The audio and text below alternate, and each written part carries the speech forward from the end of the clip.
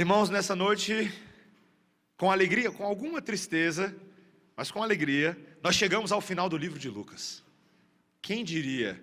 Mais de um ano de pregação neste livro, e nós chegamos no último sermão desta série no Evangelho de Lucas. Eu peço a você que abra a palavra de Deus em Lucas capítulo 24, versículos 36 a 53. Na próxima semana nós recomeçaremos uma breve série também no livro de Salmos, pregando em outros salmos que não pregamos da primeira vez que fizemos essa série. Não fizemos todos os salmos. Da próxima vez agora eu pretendo pregar todo o Salmo 119. É verdade, só que seccionado, não tudo de uma vez. Você ficou preocupado, né? Mas hoje nós temos diante de nós o glorioso texto, a cereja do bolo, Lucas capítulo 24, versículos 36 a 53, com este tema, a exaltação de Cristo. Acompanhe comigo a leitura da palavra de Deus, que diz assim: Falavam ainda estas coisas, quando Jesus apareceu no meio deles e lhes disse: Paz seja convosco. Eles, porém, surpresos e atemorizados, acreditavam estarem vendo um espírito. Mas ele lhes disse: Por que estáis perturbados? E por que sobem dúvidas ao vosso coração? Vede as minhas mãos e os meus pés, que sou eu mesmo. Apalpai-me e verificai, porque um espírito não tem carne nem ossos, como vedes que eu tenho. Dizendo isso, mostrou-lhes as mãos e os pés. E por não acreditarem eles ainda, por causa da alegria, estando admirados, Jesus lhes disse: Tendes aqui alguma coisa que comer? Então lhe apresentaram um pedaço de peixe assado e um favo de mel, e ele comeu na presença deles. A seguir Jesus lhes disse: São estas as palavras que eu vos falei, estando ainda convosco.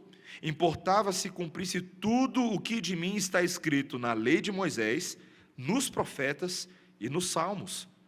Então lhes abriu o entendimento para compreenderem as Escrituras, e lhes disse: Assim está escrito, que o Cristo havia de padecer e ressuscitar dentre os mortos no terceiro dia, e que em seu nome se pregasse arrependimento para remissão de pecados a todas as nações, começando de Jerusalém. Vós sois testemunhas dessas coisas. Eis que envio sobre vós a promessa de meu Pai. Permanecei, pois, na cidade, até que do alto sejais revestidos de poder. Então os levou para Betânia, e erguendo as mãos, os abençoou. Aconteceu que, enquanto os abençoava, ia se retirando deles, sendo elevado para o céu. Então eles, adorando-o, voltaram para Jerusalém, tomados de grande júbilo, e estavam sempre no templo, louvando a Deus. Essa é a palavra do Senhor. Vamos orar. Senhor Deus, este é o Evangelho de Cristo Jesus diante de nós. O Evangelho com o qual nós, infelizmente, de vez em quando nos acostumamos, porque não há nada aqui, Senhor, com o qual podemos nos acostumar. Esta é a novidade de vida, esta é a viva esperança do povo de Deus. Senhor, dá-nos graça, pelas misericórdias do Espírito Santo, pela iluminação dele, que tenhamos condições, assim como esses discípulos, de compreender as Escrituras, em nome de Jesus. Amém. Meus irmãos, poucas coisas devem causar mais arrepios do que assistir ao vivo a decolagem de um foguete rumo ao espaço sideral. Quem já quis assistir a decolagem de um foguete? Eu morei nos Estados Unidos há alguns anos e eu ansiava talvez por essa oportunidade, mas nunca aconteceu, de ir lá para a Flórida, lá no Cabo Canaveral, e quem sabe assistir um foguete decolando. Você já considerou que milagre da tecnologia é necessário para alcançar esse feito? Significa, meus irmãos, literalmente ligar uma fogueira superpotente debaixo de um objeto cilíndrico, que seja capaz de impulsionar esse foguete ao espaço até atingir uma altura pré-determinada, e chegando ali, quem sabe, colocar um satélite ou uma sonda de pesquisa em órbita, ou mesmo depositar alguns astronautas ali na estação internacional espacial. Crianças, não tentem fazer esse tipo de coisa em casa, foguete é coisa séria, tá bom? Meus irmãos, gasta-se em média uns 10 milhões para montar um foguete. E toda essa grana é queimada em mais ou menos 9 minutos, entre a decolagem e o tempo que ele chega no espaço. A viagem em si, ela não é tão longa.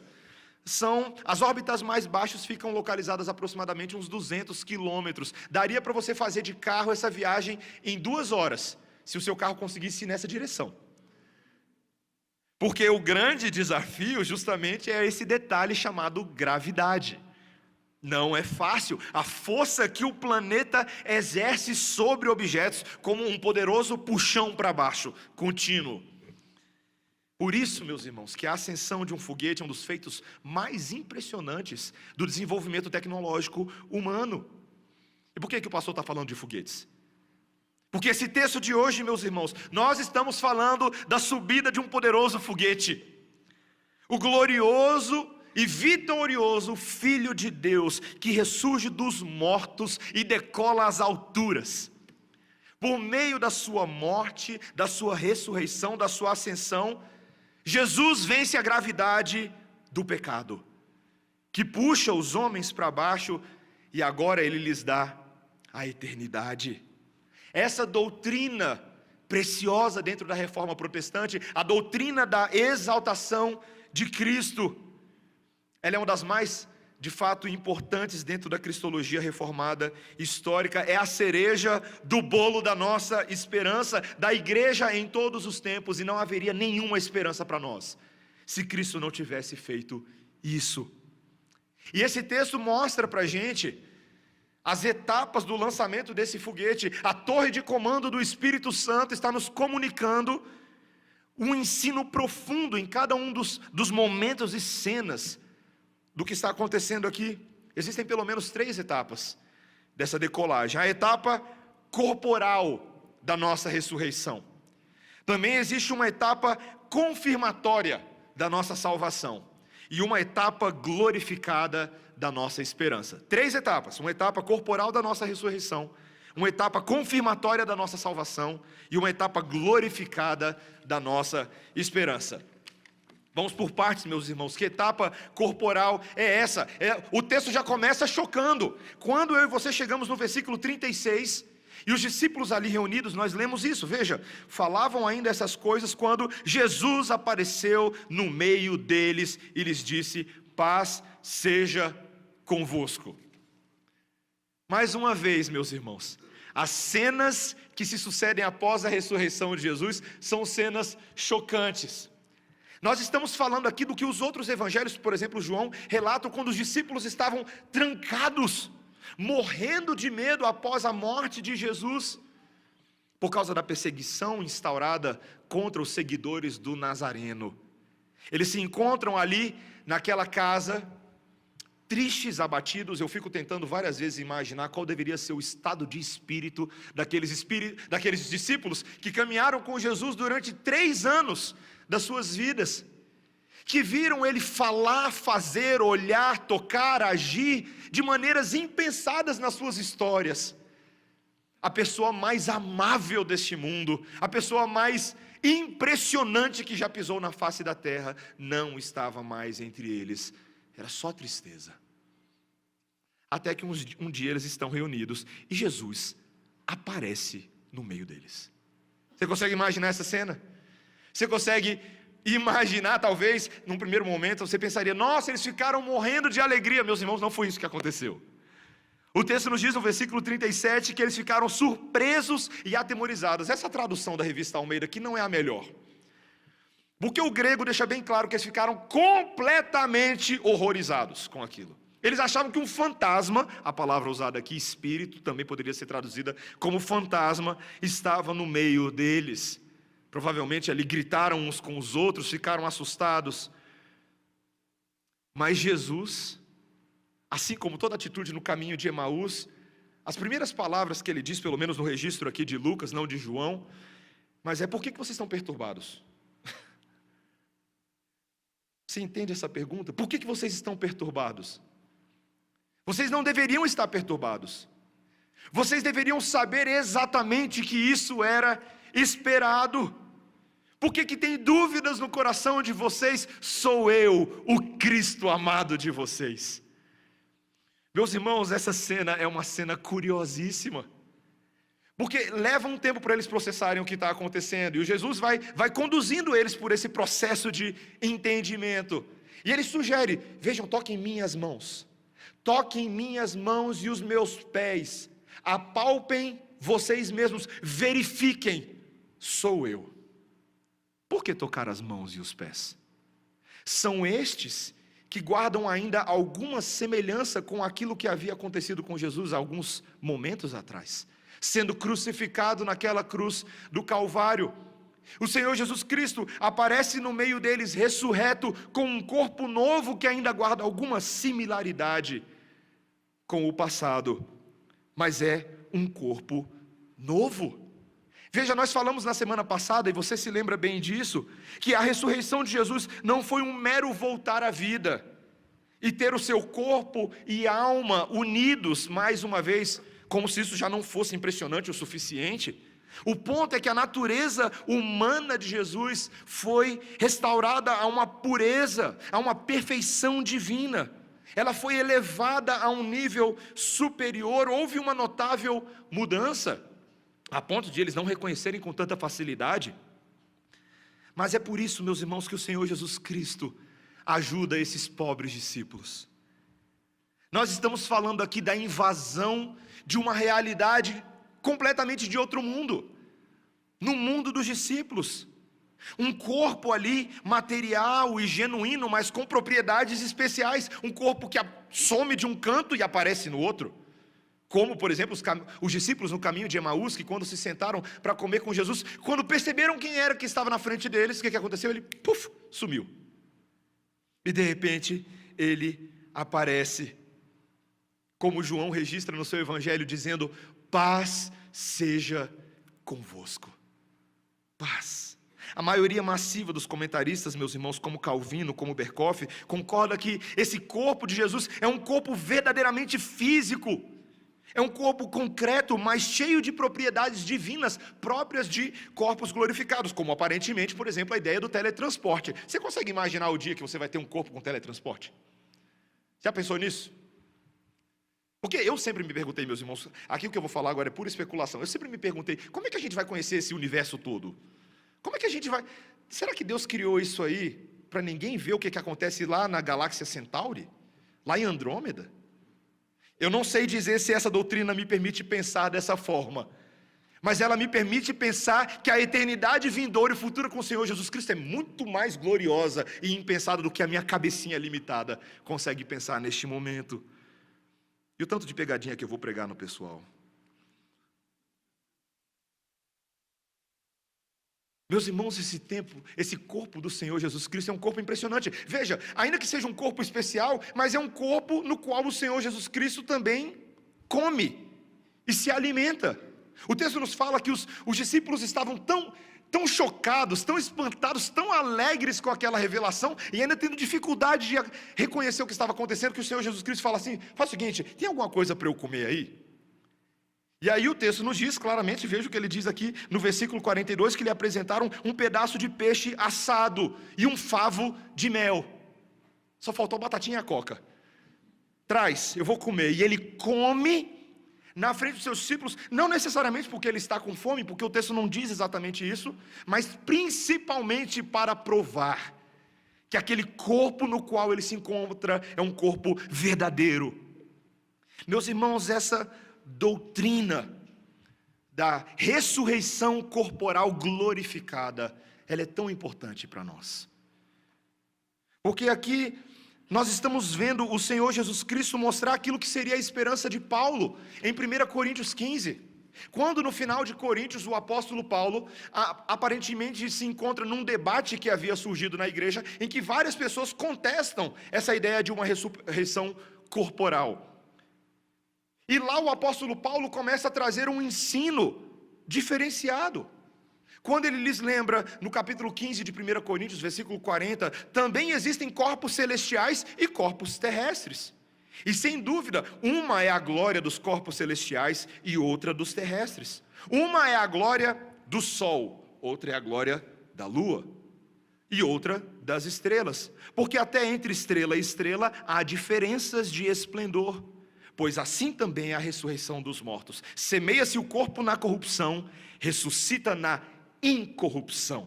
Semeia-se em desonra, ressuscita em glória. Semeia-se em fraqueza, ressuscita em poder. Semeia-se corpo natural, ressuscita corpo espiritual. Já imaginou, meus irmãos? Um corpo sem defeito, bonzinho, bonzinho. Essa semana eu tive uma gripe, meus irmãos. Pensa numa gripe, uma gripe que me derrubou. Segunda-feira, temi que eu não conseguisse estar pregando hoje pela manhã. Estou aqui pela misericórdia e graça do Senhor hoje. Mas, meus irmãos, enquanto eu estudava esse texto, e a gripe me atacava, e a alergia, e eu tomava Alegra D e Coristina, eu pensava, como eu quero esse corpo. Como eu preciso disso, como todos nós precisamos da esperança que nos move de um dia nos encontrarmos incorruptíveis e perfeitos na presença de Deus. Isso nos alegra, meus irmãos. Esse tipo de doutrina nos traz alegria em meio à tristeza, nos consola, nos conforta. Nós precisamos nos lembrar dessas coisas que são eternas, mas não são abstratas. Quando falamos da doutrina da ressurreição, estamos falando de uma doutrina que, na verdade, dá concretude à nossa fé. Não uma doutrina abstrata, mas uma doutrina na qual o Senhor Jesus Cristo até come peixe frito.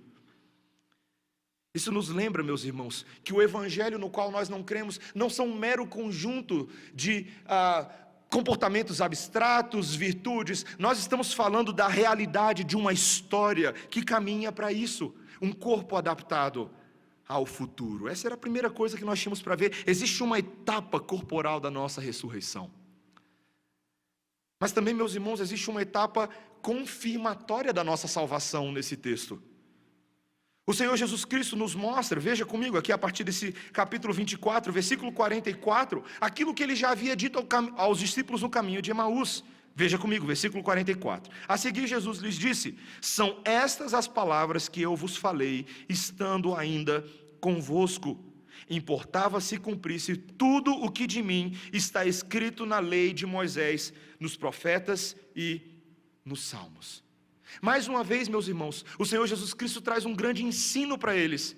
Eles não deveriam estar tão chocados se eles se lembrassem que todas essas coisas que estão acontecendo estavam previstas e antecipadas na própria palavra de Deus. Veja, o Senhor Jesus Cristo está confrontando o pensamento judaico dos seus e de tantos outros discípulos, que não conseguiam reconhecer os eventos na vida do Messias a partir da própria lei que eles possuíam. Nós falamos isso na semana passada. Talvez você é aquela pessoa que está acostumada a olhar para o Antigo Testamento, para a lei de Moisés, Pentateuco, Gênesis, Êxodo, Levítico, Número, Deuteronômio, ou o livro de Salmos, como é falado aqui, ou os próprios profetas, e você não vê nada de valor para você lá. É muito estranho, pastor, é muito difícil de ler. Mas nós reconhecemos, meus irmãos, que essa história de Israel no Antigo Testamento aponta para o Messias, aponta para aquele que de fato viria segundo as profecias, cumprindo minuciosamente tudo o que Deus havia falado a respeito do Messias nas Escrituras. Eu tinha um professor nos Estados Unidos, Reverendo Elias Medeiros, alguns de vocês conhecem, professor brasileiro, mas missionário também. E eu lembro que uma vez eu fui na casa do Reverendo Elias, e ele falou para mim uma coisa muito engraçada. Ele falou assim: Mateus, eu quero te mostrar um quadro que eu tenho no meu banheiro. Eu falei: que história é essa, quadro no banheiro? E ele tinha, de fato, de frente para o vaso, ele tinha um quadro que ele, sempre que estava lá naquele momento no banheiro, ele ficava olhando aquele quadro.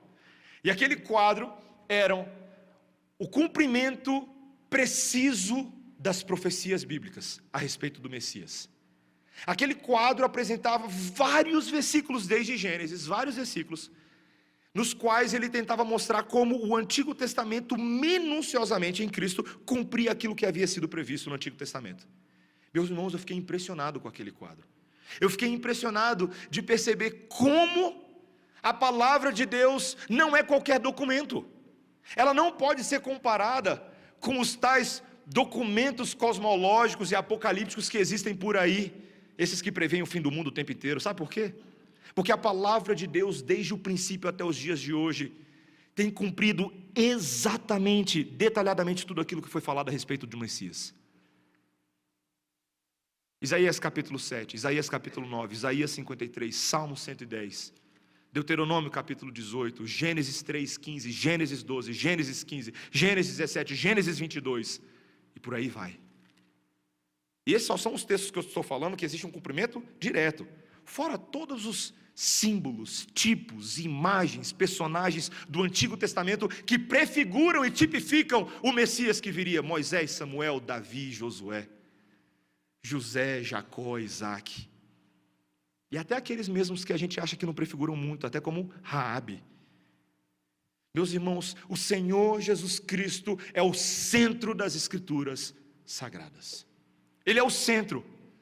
Qualquer pessoa que se proponha a olhar o texto bíblico e interpretá-lo de outra forma já está ferindo o princípio de interpretação das Escrituras, porque ele mesmo está dizendo que a chave hermenêutica, a chave interpretativa é olhar para ele nas páginas sagradas. Eu e você devemos ler a Bíblia assim.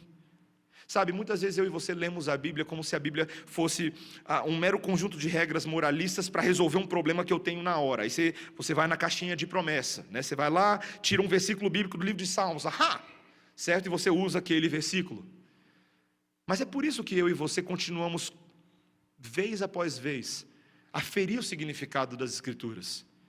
Precisamos ter olhos mais cristocêntricos, mais evangeliocêntricos, quando olhamos para a palavra de Deus. E era isso que o Senhor Jesus Cristo estava fazendo. Ele estava consolando os seus discípulos com esse entendimento. Veja que cena interessante, meus irmãos. Logo após defender isso, o versículo 45, ele diz que então Jesus lhes abriu o entendimento para compreenderem as Escrituras. Até aquele momento eles não entendiam. Os próprios discípulos de Jesus liam mal a palavra de Deus. Mas agora os seus olhos são abertos. Agora eles veem, agora eles fazem: então era isso. Era isso, meus irmãos. E sempre foi. Então, terminou. É isso, né? Agora acabou. Agora que a gente já sabe, pode terminar tudo, Deus, já sabemos. Mas na verdade, meus irmãos, esse não é o ponto final da história. Para falar bem a verdade, esse é o início de uma nova história. O Senhor Jesus Cristo que passa a entregar a eles agora uma responsabilidade que é derivada dessa verdade. Veja versículo 46.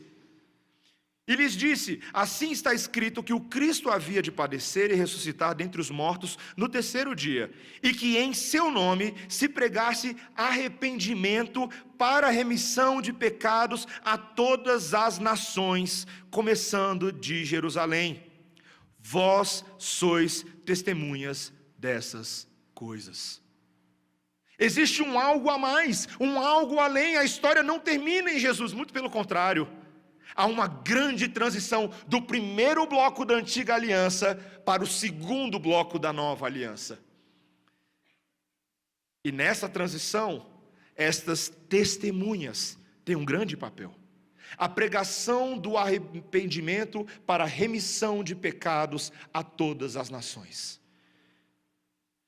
O Senhor Jesus Cristo confia a eles uma missão, pois eles são testemunhas dessas coisas que aconteceram. Eles receberam da parte de Deus uma incumbência de dar continuidade àquela história da cruz e fazê-la se espalhar. Quando eu era adolescente, eu gostava muito de jogar jogos, sempre gostei. E um dos jogos que eu mais gostava de jogar é um negócio chamado RPG. RPG não é um jogo específico. RPG é uma categoria de jogos. Significa Role Playing Game. Significa que você está jogando um jogo, não é um jogo de tabuleiro, não é um jogo de cartas, é um jogo em que você tem que desempenhar um papel. Certo? Todo mundo tem um papel. Você está lá, tem 3, 4 amigos, e vamos supor que um amigo seu é o mestre da história. E os outros 3 amigos, cada um deles é um personagem. Você tem lá o guerreiro, o arqueiro, o anão, alguma coisa assim, certo? Então esse mestre da história, ele vai lá e conta a história que ele criou, ou uma história de um livro. Ele começa a contar: olha, vocês estavam todos num castelo e vocês receberam uma grande missão de salvar a princesa. Estou inventando, tá bom? Salvar a princesa. Vocês acabaram de sair do castelo, vocês estavam descendo a escada, quando logo no portão vocês ouviram um barulho. O que vocês querem fazer? Aí a gente conversa entre a gente, tudo na imaginação. Tudo na imaginação, tá? Aí você conversa entre a gente e fala, a gente investiga esse barulho? Não, a gente volta. Ele dá a opção para você. Não, a gente investiga o barulho. Então tá, vocês desceram, quando vocês foram investigar o barulho, vocês chegaram no portão e ali havia um grande monstro à espreita. O que vocês vão fazer? A gente vai lutar com eles. Aí você começa a jogar dados com as suas características, da sua ficha de personagem. Tudo na cabeça, viu, gente? Aí você vai fazendo aquilo e você consegue passar horas, noite adentro fazendo aquilo. Um jogo de uma história em que você tem que cumprir um papel. Meus irmãos, o nosso mestre está nos dando uma história que eu e você devemos cumprir. A diferença é que não é uma história fictícia, é uma história verdadeira. Uma história na qual eu e você agora devemos reagir e viver a história que ele mesmo escreveu e dar continuidade à comissão de Cristo. A segunda diferença é que a história do Senhor Jesus Cristo é muito mais difícil do que qualquer história de RPG. É muito mais complicada, os monstros são mais reais, os pecados são concretos, os inimigos estão sempre à espreita, dentro e fora de nós. Existem filosofias, ideologias neste mundo, existe incredulidade, existe o próprio inimigo das nossas almas, Satanás, o diabo. E eles são todos reais, não é só a imaginação. Quando nós pensamos no tamanho da tarefa que nós temos, como é possível que qualquer um de nós cumpra essa tarefa? É o que o versículo seguinte nos mostra, versículos 49. Eis que envio sobre vós a promessa de meu Pai. Permanecei, pois, na cidade, até que do alto sejais revestidos de poder. Poder. Há uma promessa que fora feita pelo Senhor Jesus Cristo, e ela nos aparece de forma muito explícita no Evangelho de João, quando ele promete aos seus discípulos que ele iria para junto do seu Pai fazer morada para eles, porém, ele enviaria o Paráclito, o ajudador, o auxiliador, o confortador, o consolador, a grande testemunha, o próprio Espírito Santo de Deus, seria conosco nessa tarefa. Meus irmãos, o Senhor Jesus Cristo, Ele não abandona os seus filhos. Nós estamos hoje comemorando o Dia das Mães, e nós precisamos ser muito sinceros, que neste mundo existem muitas histórias de pais que abandonam seus filhos. Nem sempre o romance do Dia das Mães corresponde às histórias quebradas que muitas famílias passam, infelizmente, consequência do pecado. Mas, meus irmãos, o Senhor Jesus Cristo prometeu que nunca nos deixaria órfãos. Nunca. O presbítero Charles, de forma magistral, na oração pastoral de hoje, ele se lembrou que nem todas as pessoas compartilham de uma bela história com as suas mães. Que muitas mães não conhecem o Senhor Jesus Cristo, muitos filhos e famílias não conhecem o Senhor Jesus Cristo, e mesmo aqueles que conhecem, vivem às vezes histórias desgraçadas, sem amor, sem cuidado. Mas nós temos, meus irmãos, em Deus um Pai verdadeiro que enviou o seu Filho para que nunca ficássemos órfãos. Não somente enviou o seu Filho, mas enviou também o Espírito que procede do Pai e do Filho. O Espírito Santo da promessa, isso que foi reconhecido ao longo da história da igreja como a cláusula filioque, nos grandes credos de Niceia, o credo constantinopolitano. Essa cláusula filioque de um Espírito que vem para confirmar a obra do Filho, a obra do Pai, uma trindade plenamente envolvida numa missão, e que me convida a mim e a você para a história da grande comissão de salvação neste mundo. Eu e você estamos nesta missão, nós somos missionários em nome de Jesus. E nós estamos empoderados pelo Espírito Santo de Deus, que habita dentro de nós e no meio de nós, para que essa missão possa acontecer. Diferente de qualquer história de RPG, meus irmãos, que nós não sabemos qual é o final, Deus te deu o spoiler. Ele deu o spoiler a mim e a você, e nós sabemos o final dessa história. E é por isso, é justamente porque nós sabemos o final dela, que nós podemos viver cada etapa dessa história confiantes de que o nosso Deus vai conosco, para que o nosso trabalho não seja em vão, amém, irmãos? Que o Senhor nos dê essa coragem. E esse próprio texto que nós estamos lendo hoje, essa confirmação da nossa salvação, essa ressurreição corporal, são imbuídos de uma última etapa, a glorificação, que aponta para a esperança, uma etapa glorificada, que aponta para o spoiler, que aponta para o final. Veja comigo o que acontece nos últimos versículos, versículo 50 até o 53. Então os levou para Betânia, e erguendo as mãos os abençoou.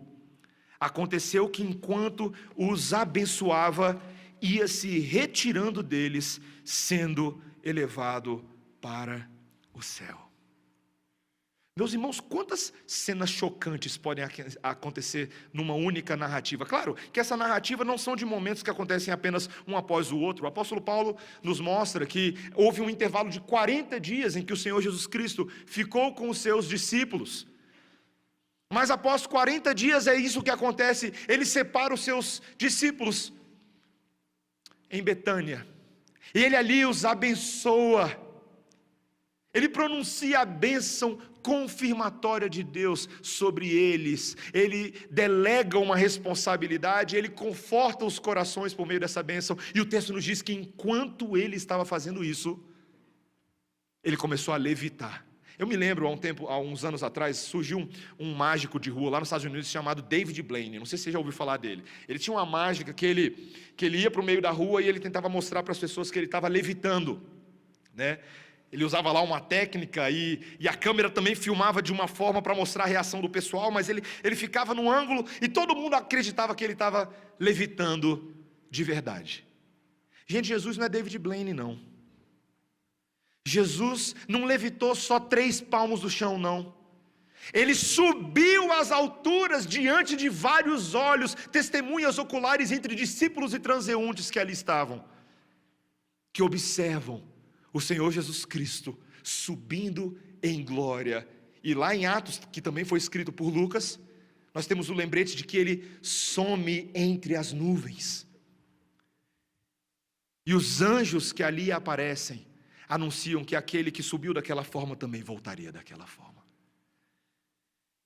Meus irmãos, essa doutrina da ascensão de Cristo, esse detalhe, ele não ganha tanto destaque como outras doutrinas cristológicas, como a própria morte e ressurreição de Cristo. Mas nós precisamos entender que a exaltação total de Cristo envolve todas essas etapas. Assim como a humilhação de Cristo, que nós falamos alguns domingos atrás por ocasião da Páscoa, envolve a sua encarnação, a sua habitação entre os homens, o viver uma vida entre pecadores, uma vida perfeita, que envolve a sua morte e ser colocado debaixo da terra por ordem de Pôncio Pilatos. Essa foi a humilhação de Cristo. Também a sua exaltação envolve todas essas áreas. A sua ressurreição, o seu testemunho entre os discípulos como Cristo ressurreto e também a sua subida. Essa é uma esperança do apóstolo Paulo em várias epístolas. É uma esperança do autor de Hebreus, confortando os seus discípulos. Mas o que ela significa na prática para a nossa jornada cristã? O fato de Jesus ter subido aos céus, o que ela significa? Ela significa várias coisas. Em primeiro lugar, meus irmãos, significa entender que Jesus saiu de um lugar para o outro.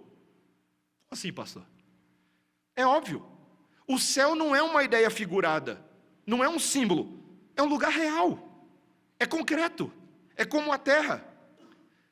Talvez você ache isso estranho, mas claro, pastor, é óbvio que sim. Mas existe uma linha entre os cristãos muito forte hoje, de que pensa de que o céu não é um lugar real, de que na verdade é mais uma ideia simbólica, de que quando nós falamos do céu, os próprios luteranos não aceitam essa transição de um local para o outro, apenas uma mudança da condição da glória de Cristo. Mas a Bíblia, meus irmãos, deixa perfeitamente claro que o céu é o local de habitação dos seres angelicais criados por Deus, e que ali também, neste momento, as almas dos santos que morreram em Cristo aguardam novos céus e nova terra. Está em Mateus 18:10, 2 Coríntios 5:1 e outros textos.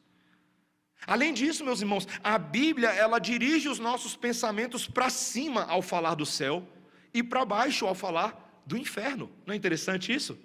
Ainda que isso também pareça um pouco figurado, mas significa que estamos falando de um local distinto, e falar dele em cima significa falar da sua superioridade, da sua grandeza, daquilo que lhe pertence. A gente precisa abraçar essa ideia com convicção, meus irmãos, para nós não sermos como aqueles adultos que tentam explicar para a criança por que o cachorrinho idoso e doente dela morreu, e diz que ele foi para um lugar melhor, referindo-se à fazenda onde ele foi abatido, sabe? Não é disso que nós estamos falando. O céu é uma esfera celestial, espiritual e real. Essa é a primeira coisa. Mas também, meus irmãos, nós precisamos entender que agora o corpo do Senhor Jesus Cristo sofre uma mudança na sua própria natureza, que passou para a plenitude dessa glória celestial. É algo diferenciado, é algo que um dia haverá de se fundir com a realidade dessa terra e transformar por completo esta terra. Ainda assim, alguns se perguntam, mas tá bom, pastor, mas de que maneira isso é diferente daquilo que aconteceu com Enoque ou com Elias, que subiu numa carruagem de fogo? Lembra deles? Meus irmãos, a ascensão de Jesus é distinta de qualquer outra coisa, por causa do seu significado quanto à identidade de Jesus. A primeira coisa é que isso foi a coroação de um rei. Jesus foi para junto do Pai, como nós lemos hoje em Filipenses 2, 5 a 11, com um propósito especial, para se assentar à destra de Deus. Essa é uma imagem evocada do Oriente Antigo, que acontecia nas cortes da realeza, por exemplo, na Pérsia. Era a posição, essa ideia de se assentar à destra de um monarca, é a posição da mão do rei. A mão do rei é uma figura, era um ofício daquele que executa a vontade real, aquele que representa a vontade do monarca. Você entende o que está acontecendo com Jesus aqui?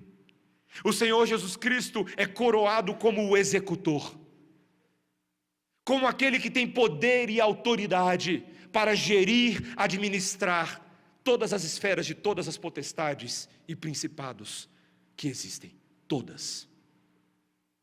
João Calvino, nas suas Institutas, ao falar da doutrina da ascensão de Cristo, ele diz: tendo Cristo subido ao paraíso, ele retirou sua presença corpórea de nossas vistas, não para que cessasse de estar com seus discípulos, que ainda são peregrinos sobre a terra, mas para que possa reinar sobre céus e terra mais imediatamente com o seu poder. Meus irmãos, é isso que Jesus está fazendo agora.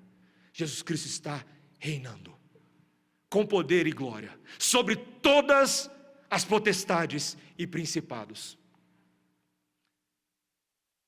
Muitas vezes eu e você temos medo, como existe no mundo evangélico, um medo ilegítimo das potestades do maligno.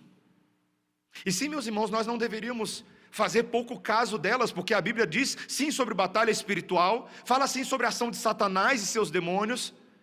Mas, meus irmãos, o Senhor Jesus Cristo reina sobre as trevas. E eu e você precisamos nos lembrar que a subida dele aos céus é a coroação de direito de um rei. Mas também, meus irmãos, o Senhor Jesus Cristo entrou ali no Santo dos Santos, porque ele não é apenas rei, mas ele também é sacerdote. Ele é o sumo sacerdote, que entra no santuário celestial, para que ali ele possa cumprir o seu ofício de intercessor perfeito.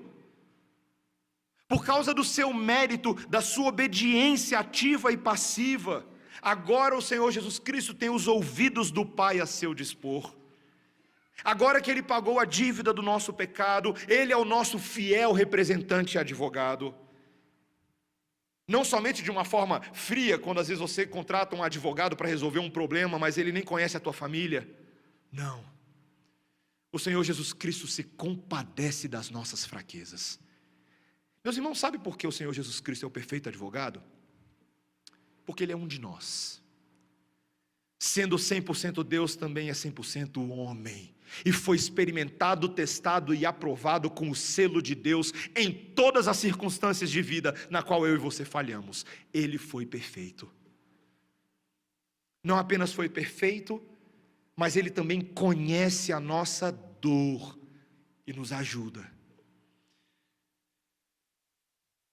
E assim, meus irmãos, eu e você temos acesso ao trono da graça de Deus e do próprio Espírito Santo de Deus como um instrumento de condução da igreja, confirmando a palavra. Que alegria! Nós temos um rei, nós temos um sacerdote, nós temos um profeta, aquele que nos deu a palavra. Meus irmãos, o Senhor Jesus Cristo é o pacote todo. Tinha um amigo meu nos Estados Unidos que falava assim: He's the real deal. Ele é o cara. Meus irmãos, é por causa de tudo isso que o Senhor Jesus Cristo fez que eu e você temos esperança. Porque Ele sobe lá para preparar morada para nós. As almas dos santos estão na presença dEle, e eu e você moraremos na presença do Senhor. E Ele virá para nos resgatar, para mostrar a chave de casa e como entrar no nosso quarto.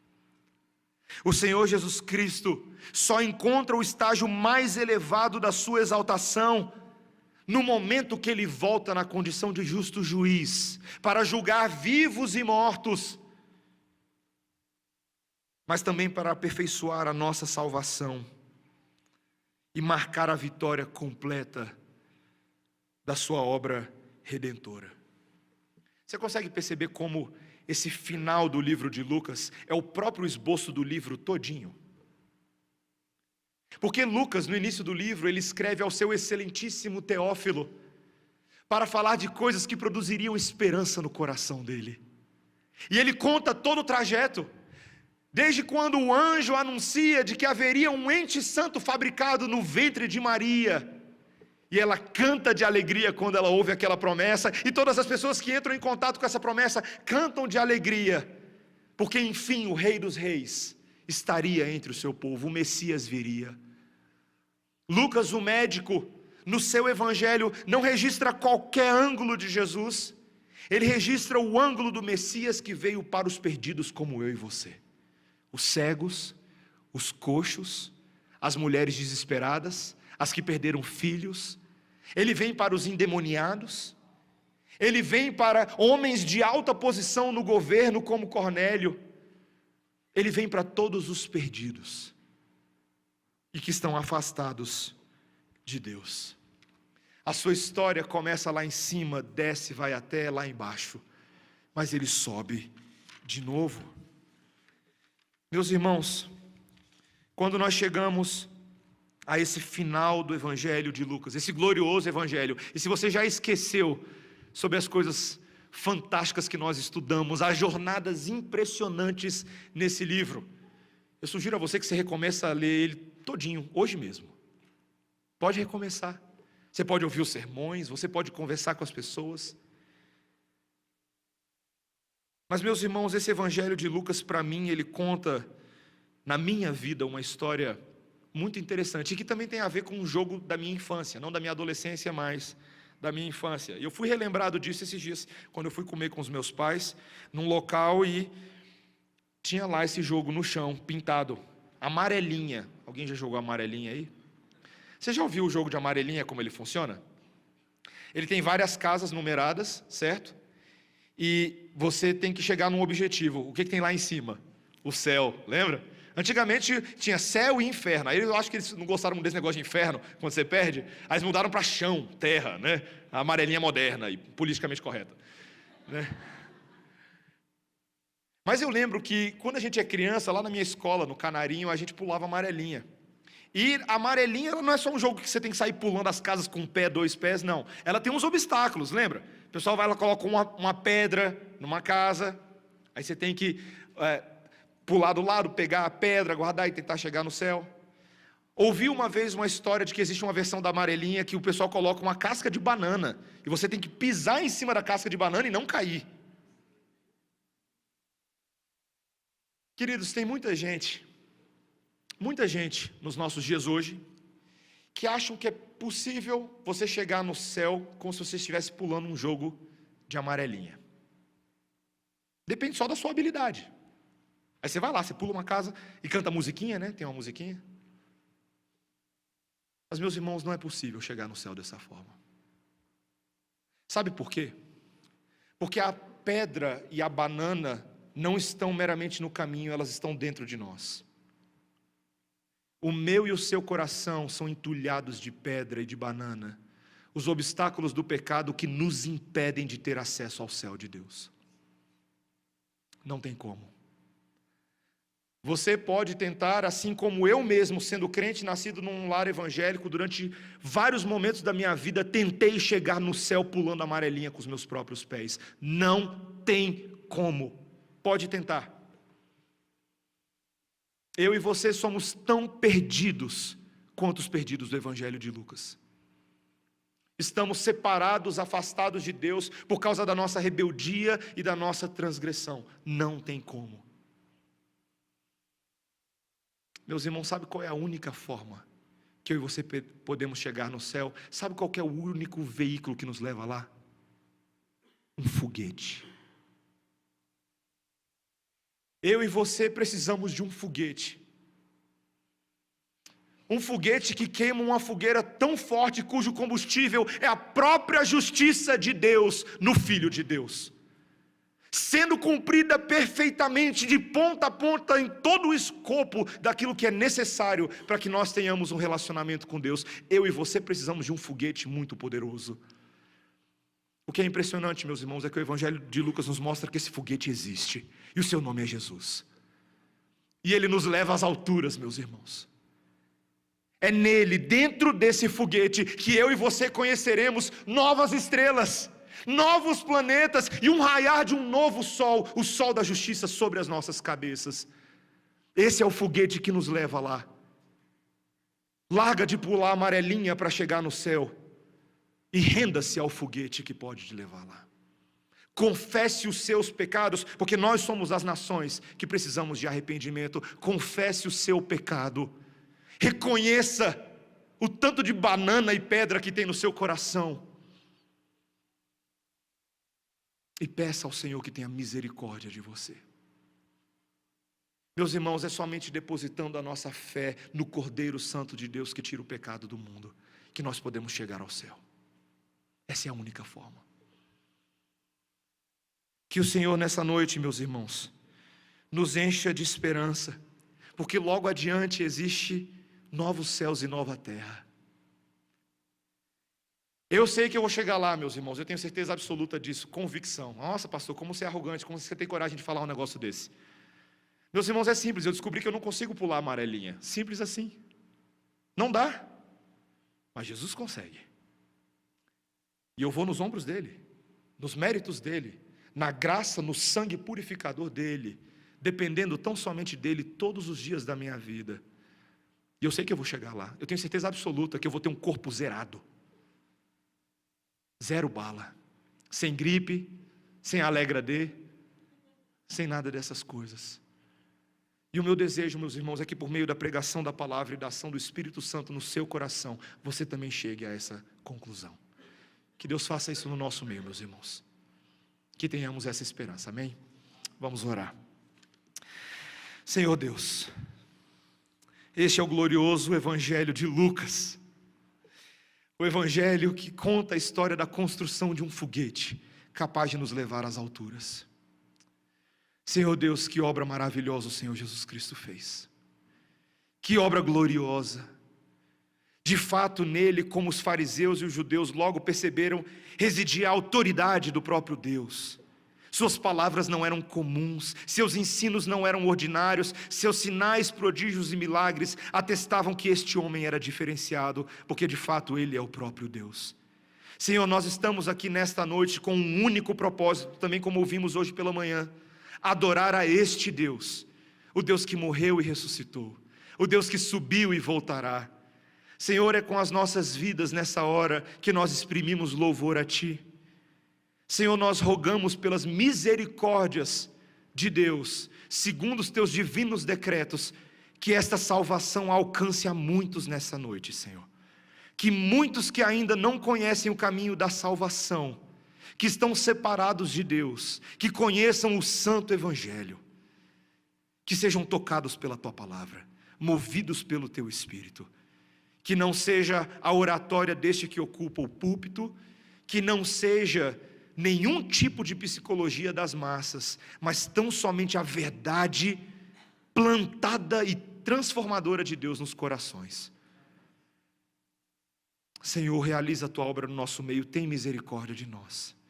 Que o Evangelho de Lucas não seja uma série de sermões abandonadas num site, ou abandonadas num momento da história da Igreja Redenção. Pelo contrário, Deus, dá-nos graça para viver as promessas deste santo livro todos os dias da nossa vida, aprendendo a viver dentro do foguete, aprendendo uma vida de santidade, cumprindo a missão e ansiando pela volta de Jesus. É o que nós te pedimos em nome de Jesus. Amém. Amém. Irmãos, vamos ficar de pé. Vamos cantar o maravilhoso cântico Alfa e Ômega. Esse cântico que captura tão bem aquilo que nós acabamos de ler e aprender nessa noite.